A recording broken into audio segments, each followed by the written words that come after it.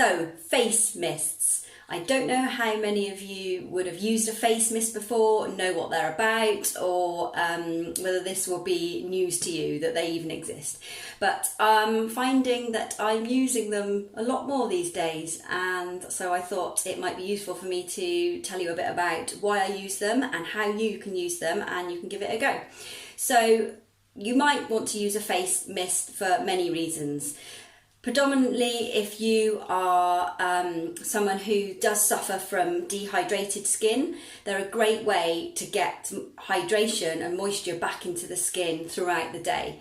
So if you're someone who puts your moisturiser on and then you find that a few hours later it feels really dry, you don't want to have to keep putting on layers and layers of foundation throughout the day. So a face mist is a really good way to just spritz it all over your face, and then it just not only makes you feel good, but it's helping to put hydration back into the skin.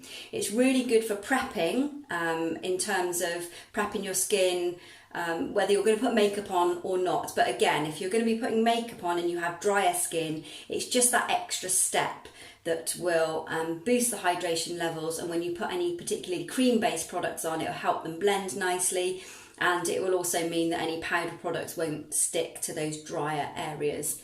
So the one I am loving, and I think I'm on my second or third bottle of this at the moment, is from Neal's Yard, and it's a frankincense face mist. Now, this always reminds me of when I went to a festival a couple of years ago.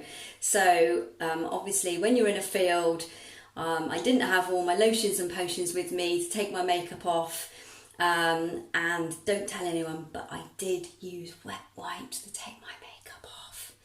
So I'm not advocating that at all, but that's how it was. Anyway, I took this face mist and I used it liberally after I had taken my makeup off, and I can honestly say that my skin felt absolutely fine. Not that that's an advert to use face wipes to take your makeup off with and use this instead, but it's just to show that I think it's got quite a lot of properties in it that are really beneficial for your skin. So frankincense, it's good if you've got any sensitivities, and I think somebody said it's got good well-being powers to it as well. How much you'd get from a face spritz, I don't know, but I really like how fine the mist is, and if I were to put it on, I just put a few spritzes, a few pumps over my face and neck. So sometimes I'll do that before I put my moisturiser on, let it sink in, and then I'll put my moisturiser on top. Sometimes I'll even put it on after I've put my makeup on, because it can also help to set the makeup a little bit.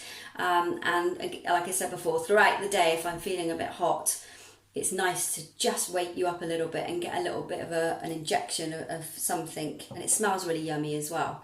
The other one I've used before is this one by Badescu, and that has rose and aloe in it. So anything with rose in, and I think, as most people know, with aloe, it's got really good healing properties. So that would be probably a very good one for somebody maybe with rosacea or somebody who has eczema. I know that people that suffer from some of those conditions, it can be hard to find products that don't irritate your skin.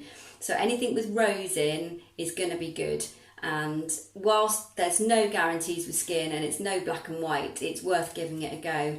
The spray on that one isn't so fine, and it's in a plastic bottle as opposed to the Neal's Yard nice glass bottle, but it's worth a shot if you fancy something that smells a bit more florally as well.